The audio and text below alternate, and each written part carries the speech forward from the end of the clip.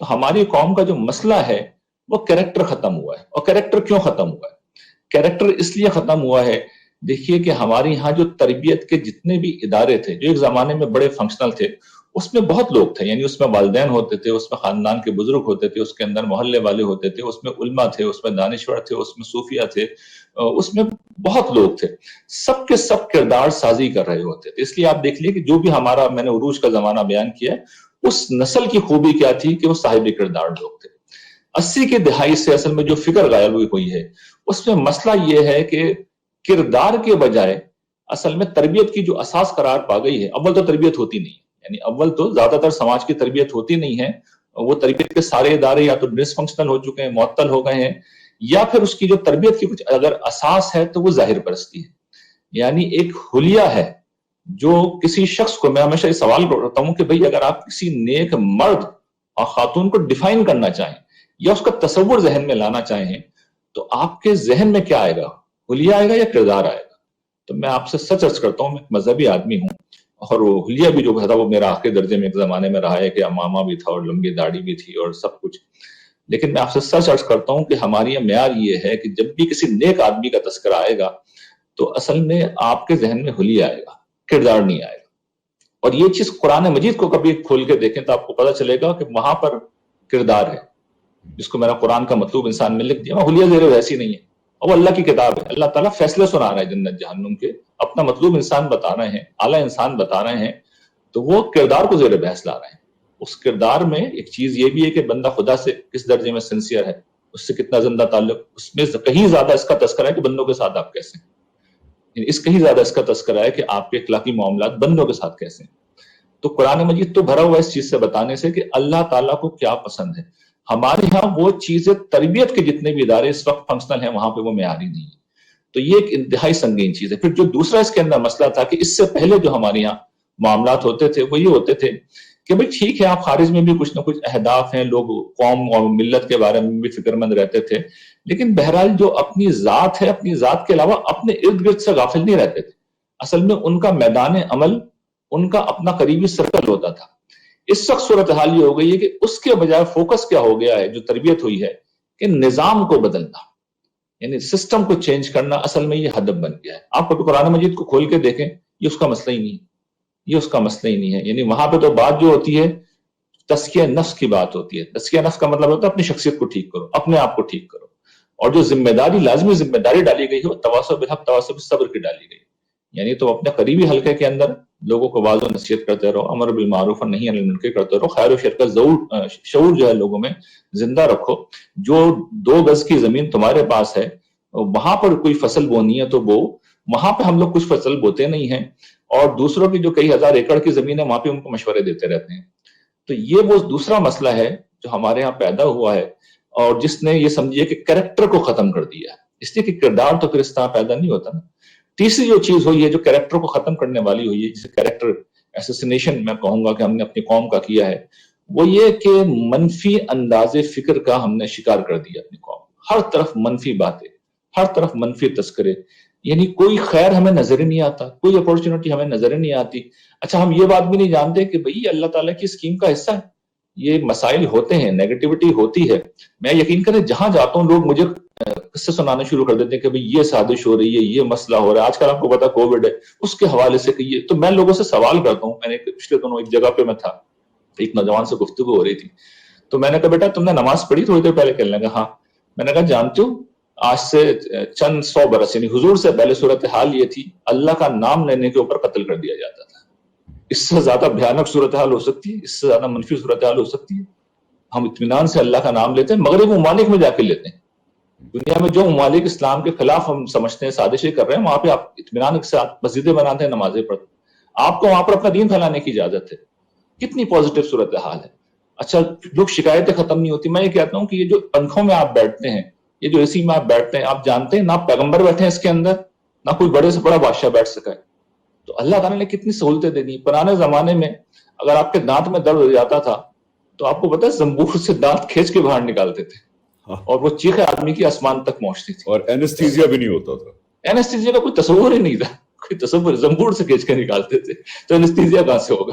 اللہ نے بہت آسانیاں پیدا کر کتنی آسانیاں دی ہیں. تو اب آپ دیکھیے, جب آپ آسانیوں کو دیکھیں گے, پھر آپ یہ دیکھیے کہ آپ اسلام کے لیے پریشان رہتے ہیں. اسلام کا اللہ نے حفاظت کا ایسا انتظام کر دیا ہے کہ اسلام پچھلے کئی سو برس سے اقتدار نہیں ہے مسلمان, لیکن پرنٹنگ پریس سے ہماری کتابیں محفوظ ہیں, قرآن بھی محفوظ ہے, سنت بھی محفوظ ہے, امت کی شکل میں حدیث کی کتابیں بھی محفوظ ہیں. اسلام کو تو کوئی خطرہ نہیں ہے.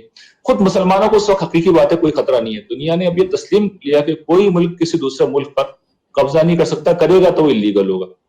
تو مسلمانوں کو بھی دیکھا جائے تو اصلاً کوئی خطرہ نہیں ہے. تو یہ میں نے ساری چیزیں اس نوجوان کو سمجھائیں تو اس کے نقطہ نظری بدل گیا. میں نے کہا بھائی یہ پازیٹیو سائڈ دیکھیں.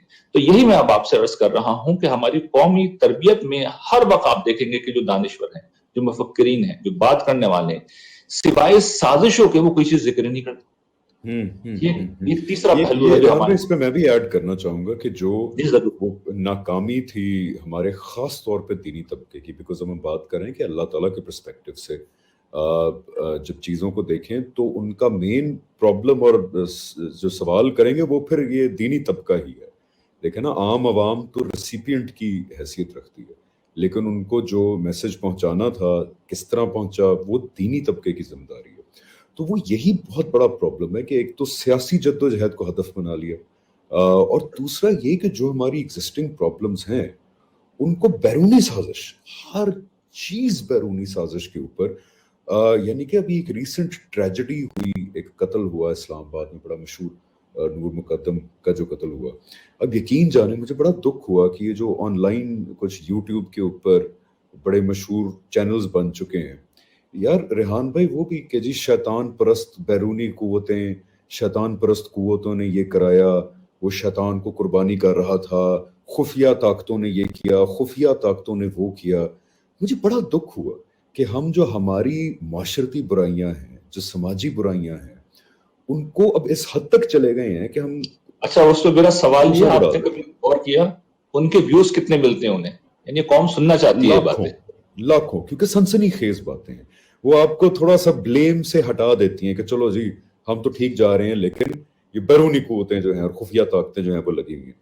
یہاں پہ وہی جو آپ نے پہلی بات کی, میں چاہتا ہوں ذرا اس پہ مزید ایمفسائز کریں اور اس کو ریپ اپ کریں ہم, کہ ہمارا دینی طبقہ جن چیزوں پہ وہ بحثیں کرتے ہیں, جن چیزوں پہ ریحان بھائی آپس میں نفرتیں کرتے ہیں, جن چیزوں کے اوپر ٹی وی سے لے کے سوشل میڈیا تک لمبی لمبی گفتگویں ہوتی ہیں, وہ چیزیں ہیں جن کا ایمفسس انسان کے فرد کے کردار پہ کم ہوتا ہے, لیکن اس کا ایمفسس ظاہری چیزوں پہ بہت زیادہ ہوتا ہے, قوانین کو چینج کرنے پہ بہت ہوتا ہے. حمزہ میں یہ عرض کرتا ہوں کہ میرا تو مشاہدہ یہ ہے, اور جو بات میں اکثر توجہ دلاتا ہوں کہ بھائی ہمارے مذہبی لوگ بھی اور اکثر اوقات دانشور بھی جن موضوعات پہ بات کرتے ہیں, نہ ان کا دنیا میں کوئی فائدہ ہے نہ آخرت میں کوئی فائدہ ہے. یعنی ان میں سے ایک چیز کے بارے میں ہمارے ہاں جو فرقہ وارانہ ذہن ہے, جو بحث مباحثے ہوتے ہیں, جو مناظرے ہوتے ہیں, جو لڑائی جھگڑے ہوتے ہیں, آپ کبھی قرآن مجید کو کھول کے دیکھ لیں, آپ حدیث کی کتابیں پڑھ لیں.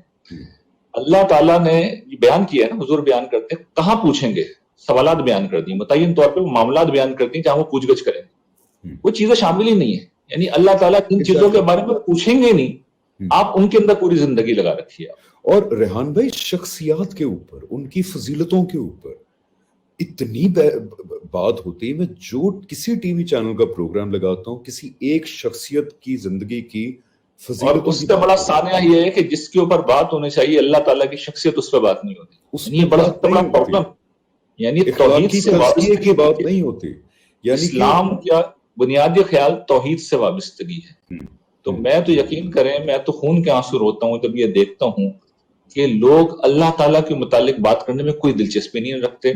وہ ان کے اپنے کچھ شخصیات ہیں, اور دیکھیے وہ بھی اس کا ایک سبب ہے. یہ شیاطین جو ہوتے ہیں ان کا جو قرآن مجید میں یہ بات بیان ہوئی ہے, شیطان نے جو چیلنج دیا تھا وہ یہ دیا تھا کہ میں توحید کی سیدھی راہ پہ بیٹھوں گا, اللہ تعالیٰ کی طرف آنے نہیں دوں گا لوگ. تو ہوتا یہی ہے کہ سب سے آسان طریقہ یہ کہ جو مقدس شخصیات ہیں آپ انہیں کو محور و مرکز بنا دیں. یعنی سب سے بڑی اس کی مثال تاریخ میں کون ہے؟ حضرت عیسیٰ علیہ السلام. یعنی جو ہستی ایک بہت بڑا پیغمبر ہے جس کے عظمت میں کوئی کلام نہیں ہے, 5 بڑے پیغمبروں میں جس کا شمار ہوتا ہے, آپ نے معاذ اللہ اس کو اللہ تعالیٰ کا بیٹا بنا دیا. اور گویا کہ لوگ ہر موقع پہ آپ دیکھیے کبھی مسیح حضرات کو جیسس کا نام دیتے ہیں, اللہ تعالیٰ کا نام زیر بحث ہی نہیں آتا. تو مسلمانوں نے بھی اس ماڈل کو بالکل کاپی کیا ہے. تو یہ بھی کرنے کا کام ہے کہ توجہ دلائی جائے کہ بھائی اگر آپ نے کچھ کرنا ہی ہے مذہب کے نام کے اوپر کریکٹر بلڈنگ کے علاوہ تو اللہ تعالیٰ کے ساتھ زندہ تعلق پیدا کرنا ہے. باقی جو حضرات کا اصل مقام ہے اور ان کی عظمت تو بے پناہ ہے، اس میں کوئی شک نہیں. ایک تو یہ کہ ان سے بڑی محبت کا اور دعا کا تعلق رکھا جائے، اور دوسرا یہ کہ ان کے اسوہ حسنہ کی پیروی کی جائے. یعنی اصل میں ریلیشن یہ ہے.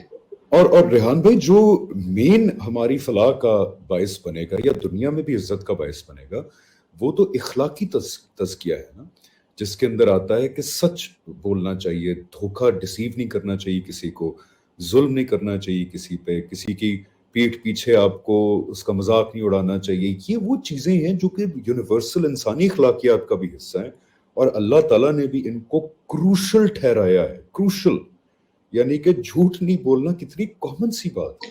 میں عرض کروں، دیکھیے یہ تو اللہ تعالیٰ کا معاملہ نہیں ہے حمزہ.